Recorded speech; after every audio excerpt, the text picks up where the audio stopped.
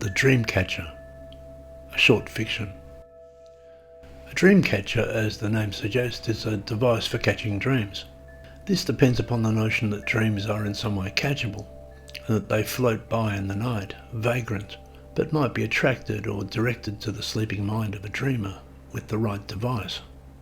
Such a device is circular with a web of geometry and often sports the loose feathers of high-flying birds. There was one hanging in the bedroom window of Miss Goldie's house. I was weeding under her roses. The morning was drifting into a sunny haze. She sat out on the porch with her drinking chocolate to have a cigarette. "I like your Dreamcatcher," I said. She was happy that I had noticed it. "Oh, you like it? I made it myself." There is a craft to making dream catchers. It requires macrame skills.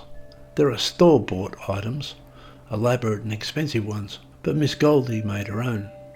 I admired the starry pattern, 12-spoked, and the intricate symmetry. I wondered, do different patterns catch different types of dreams? They do, she informed me. Dreams, it seems, fly about rather like birds, and if they happen to be flying past your window, you can entice them in with a pattern they find agreeable to their nature. Are there patterns that catch bad dreams? I wondered. There are, she said, but why would you want that? Why did you choose this pattern? I wondered. It's balanced, she said.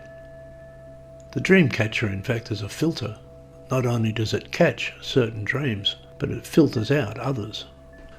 After this short conversation, I went back to work and she finished her smoke and went back inside. She went to her bedroom and lifted the window to show me how the breeze moved through the Dreamcatcher into the room, the device in action. A few weeks later I was back for pruning, and much surprised, Miss Goldie presented me with a replica of her Dreamcatcher, which she had quickly crafted as a gift. Her purpose was metaphysical. She was one of those people who believed that the world had been rendered dreamless by leaden forces, but that a new age is coming, one dreamcatcher at a time. I asked about its proper application. Just hang it in the bedroom window? I asked. And sleep with the window open, she said.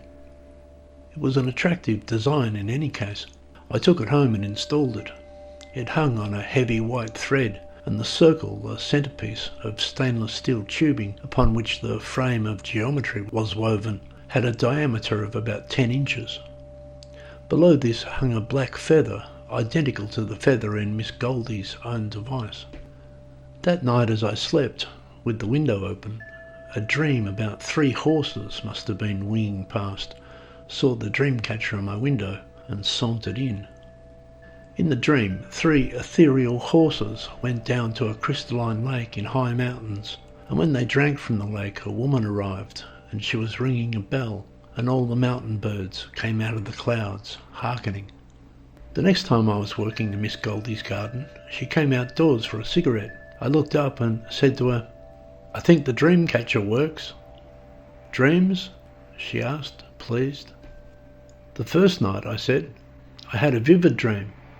3 ethereal horses went down to a crystalline lake in high mountains." "Oh," she said, "I've had that dream. When they drink from the lake, a woman arrives and she is ringing a bell, and all the mountain birds come out of the clouds, hearkening." I was astonished.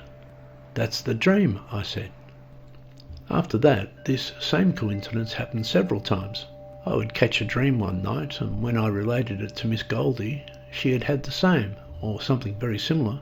The dreams were not always quite identical. I dreamed of a blue sailing boat, but her sailing boat was red. I told her all about a dream of a long train journey, and she told me the same dream, but backwards. I had a dream of an old man mending a clock.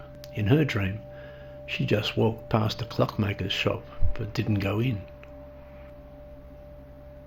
That was a long time ago, when I was working for Miss Goldie and our dream catchers were catching the same dreams. It extended right into the hot summer when all I had to do was keep her roses well watered. Years later I tried again. I was enamoured with a lady named Jodie, but she lived far away. She too, like Miss Goldie, was a woman of dreams. Dreams are full of universal archetypes, she believed. Wouldn't the world be a better place if we listened to our dreams? Perhaps, I thought, but there is an intimacy of dreaming, and I proposed we should share it. I bought 2 Dreamcatchers, his and hers. But I dreamt of a cabaret singer in a casino, and she dreamt of children playing marbles. I dreamed of a fortune teller at a carnival. She dreamed of meeting her Uncle Charlie in a shoe store. No consonance, no overlap. We both dreamed alone. By then I didn't know Miss Goldie anymore. It was so long ago the house and garden were gone. But if it was possible, I would go back and weed under her roses on a morning drifting into a sunny haze, and when she came out to the porch with her drinking chocolate and cigarette, I would ask her, what went wrong? Why do some dream-catching devices catch the same dreams, but others don't? Why do some birds fly north and others nest in the woodland? I'm sure she would have said something like this. You have to make it yourself, with your own eyes and fingers, and give it as a free gift with no expectations. But even then, it is an accident that can't be engineered, because even then, like the wind, dreams bloweth where they listeth. It is a passive technology, the Dreamcatcher. As a device of the mind, it is gentle but blunt. It's not a winch. It's not a tractor beam. It's not a snare that snaps shut. You don't really catch a dream. The serendipity of dreams must be tickled in with a feather, purified platonically, loosely on a breath of air. But even then, high-flying birds disappear into the stratosphere and know a world of connections of which we are only entitled to glimpses when we're lucky.